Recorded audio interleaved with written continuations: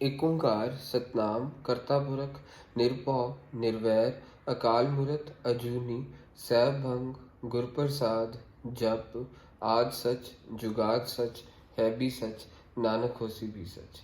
वाहिगुरु जी का खालसा वाहिगुरु जी की फतेह। Dear students, in this video I am going to cover the chapter Heredity and Evolution. Heredity means what? Transfer of characters from parents to offspring is called heredity. Transfer of characters from parents to offspring is called heredity. इसका देसी भाषा में भी मतलब समझिए। पहले definition अपनी copy में नोट डाउन कर ले। Transfer of characters from parents to offspring is called heredity.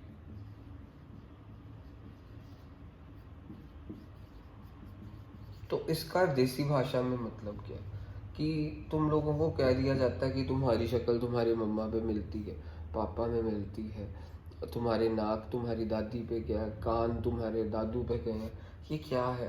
Parents से ऑफस्प्रिंग्स जो उनसे ट्रांसफ़र हो रहे हैं कैरेक्टर्स को, इस मैकेनिज्म को हेरिडिटी कहते हैं। और इसी ट्रांसफ़र की पढ़ाई करना इस जेनेटिक्स। सो बेसिकली हेरिडिटी की पढ़ाई को ही जेनेटिक्स कहते हैं। So it's the branch of science that deals with the study of transfer of characters from parents to offspring. So देसी भाषा में study of heredity is called genetics. पर paper में आप क्या लिखेंगे? Study branch of science that deals with study of transfer of characters from parents to offspring is called genetics. So study of heredity is called genetics. और ये genetics नाम का science का सब्जेक्ट डिस्कवर किस बंदे ने करा? ग्रेगर मेंडल ने। Gregor John Mendel, Gregor John Mendel ने ये सब्जेक्ट डिस्कवर करा। इसने मटर के पेड़ पे एक्सपेरिमेंट करा। बेसिकली किसी चीज़ के लिए कुछ भी हम डिस्कवर करते हैं तो कोई ना कोई एक्सपेरिमेंट तो करते ही हैं। इसने मटर के पेड़ पे एक्सपेरिमेंट करा। मटर के पेड़ का साइंटिफिक नेम क्या होता है? Pisum sativum. याद रखिएगा। जैसे ह्यूमंस का साइंटिफिक नेम होमो सेपियंस, मटर के पेड़ का साइंटिफिक नेम इज पीजम सेटिवम। सो इसने पी प्लांट के ऊपर एक्सपेरिमेंट करा ग्रेगर मेंडल ने, और पी प्लांट का साइंटिफिक नेम है पीजम सेटाइवम। अब जेनेटिक्स की जो सी डिस्कवरी हुई, इस स्टडी की, इसका हमारी ह्यूमैनिटी के लिए बहुत फ़ायदा है।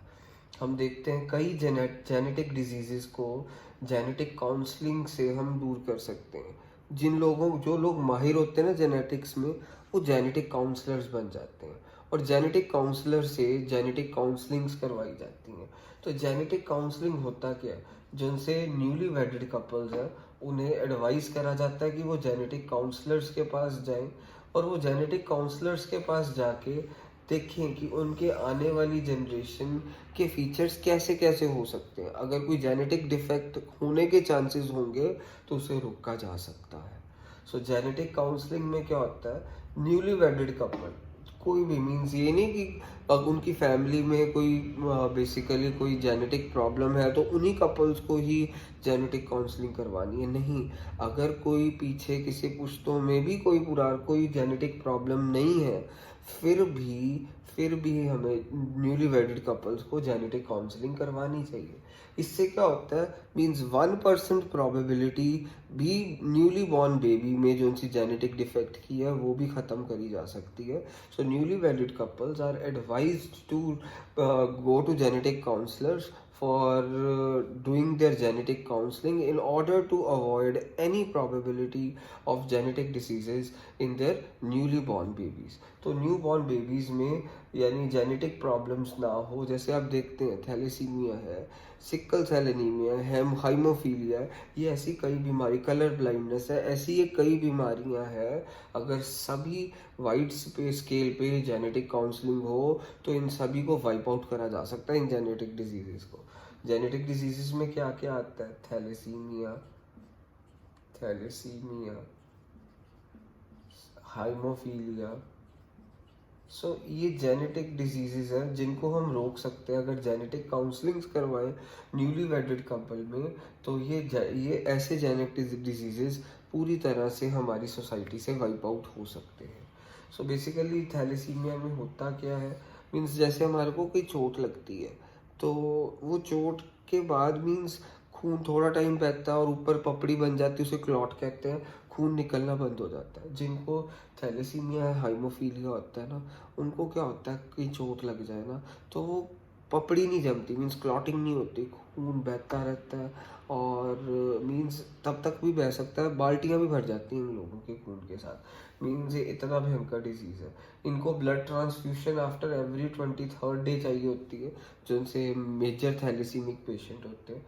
सो इन जेनेटिक डिजीज़ को, ऐसे भयंकर जेनेटिक डिजीज़ को रोका जा सकता है अगर जेनेटिक काउंसलिंग वाइड स्केल पे हो और लोग भी जेनेटिक काउंसलिंग वाइड स्केल पे करवाएं। तो probability of transmitting genetic defects into new born babies वो पूरी तरह से हम ख़त्म कर सकते हैं। बाकी अब हम next part of the chapter, जिसमें हम ट्रेट कैरेक्टर्स ये टॉपिक पूनट्स केयर अगली वीडियो में आपसे डिस्कस करेंगे। That's it.